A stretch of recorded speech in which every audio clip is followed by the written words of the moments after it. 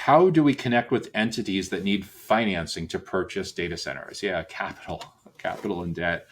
What makes the data center industry, digital infrastructure go around? So, how do you connect with entities that need financing to purchase data centers? So, we need to understand where your company has done best in the past. What kinds of investors, what kinds of data center owners have you done best with in the past? And maybe there's testimonials or reviews or case studies that you can go based on. But from there, once we understand what kinds of companies and individuals you've done best with, we can go about defining an ideal client profile. We can go about researching buyer personas, and we can understand exactly what kind of company this is, what their business model is. Are they private equity? Are they venture capital? Are they something pension fund? Is it something completely different from that? We can understand what size they're at. For sure, your company has likely noticed that there's certain size companies that may be too big. There may be certain size companies that are way too small, and you probably have, arrive at some kind of Goldilocks definition at some point of what's just right, what's not too big, what's not too small. And then there's more than likely a geographic component to this as well. Where are these investors? Where are these potential? Where are these companies that need financing located? Are they located in your own region? Are they located in your own country? Are they located all over the globe?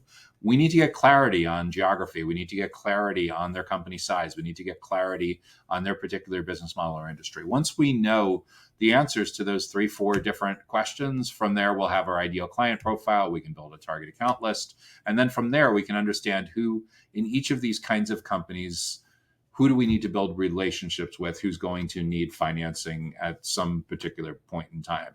And a lot of the roles, a lot of the buyer personas will depend on their company size, how many different hats an individual wears. Obviously, if you get the second or third best person in a 10-person company or 30 or 40 or 50-person company, it's way easier to navigate the decision committee than getting the wrong person in a company with thousands of employees. So that for sure comes into play. But is it like a CFO? Is it a chief investment officer? Is there a dedicated real estate person? Is there an acquisition person? Is a CEO partner? All of these things with navigating org charts are going to come based on your experience with where you've done best. But with that in mind, you should be able to arrive at who your most important buyer persona is, who your second most important buyer persona is, and then how you're going to build your plan to educate and build trust with these kinds of stakeholders in these kinds of companies. So the best way to connect with them is in a way that positions you as a consultant, as a trusted advisor, as a subject matter expert, as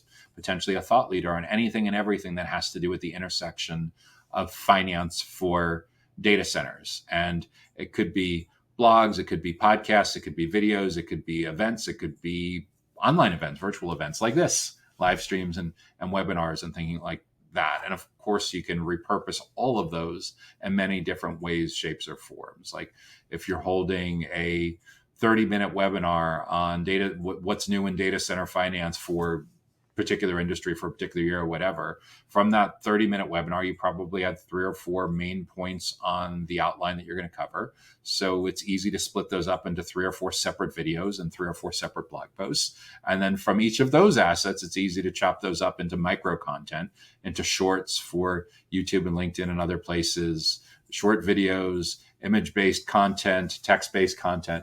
The goal is we need to be where our potential buyers are, the most important potential buyers are that are looking for financing for their data center related acquisition in the near future. But we need to also be prepared to play the long game. We need to be prepared to own as many of the 28 touch points as possible between complete stranger and purchase decision.